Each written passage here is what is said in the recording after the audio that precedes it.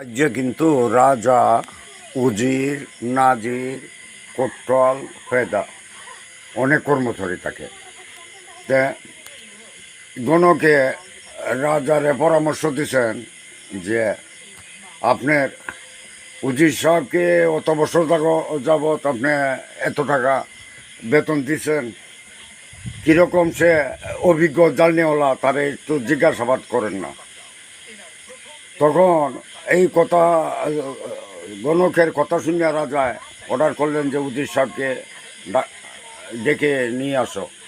তখন উজির সাহেব আয়া হাজির হইলেন, বললেন রাজা মহাশয় যে আপনাকে এত বছর যাবত আমি কর্মচারী আপনি বেতন দিয়া যাচ্ছি, আপনি কীরকম আমি আপনাকে একটু জাস্টিফাই করব, যাচাই করব বলি।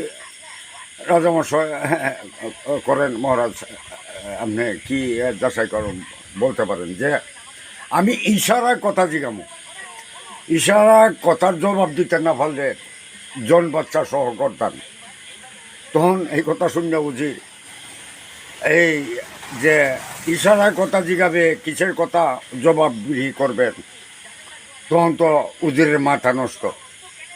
তখন তো বলছেন যে আগামীকাল সকাল 10 ঘটিকায় এই তোমার এই এই কথার জবাবদিহি করতে হবে। তখন বলছে যে আচ্ছা ইনশাল্লাহ আমি চেষ্টা করব। তখন এই উজির বাড়িতে গেলেন, জ্ঞান চিন্তা আপনায় ডলে পড়লেন। উজিরনির কাছে বলতেছে তুলি গাঠি ফুচকা নিয়া চলো আমরা রাজ্য ছেড়ে যেতে হবে। বলে কেন, কি হচ্ছে? বলে হচ্ছে রাজা বলছেন ইশারায় কথা জিগাবে, কথার জবাব দিতে না পারলে জন বাচ্চা সহ গর্দান চলবে। তে এখন কি কথাটা ইশারায় জিগাবে, এই কি জবাব দিব?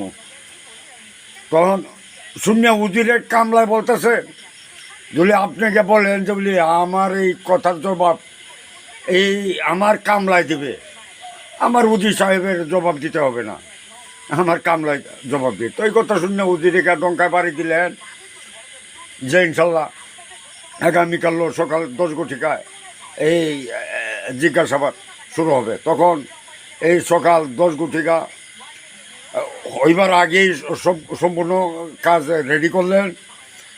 তখন উজিরের কামলা উপস্থিত হইলেন এবং রাজা উপস্থিত হইলেন, উজির উপস্থিত এবং দর্শক মণ্ডলী উপস্থিত হইলেন। তখন রাজা এক পাশে এবং উজিরের কামলা আরেক পাশে।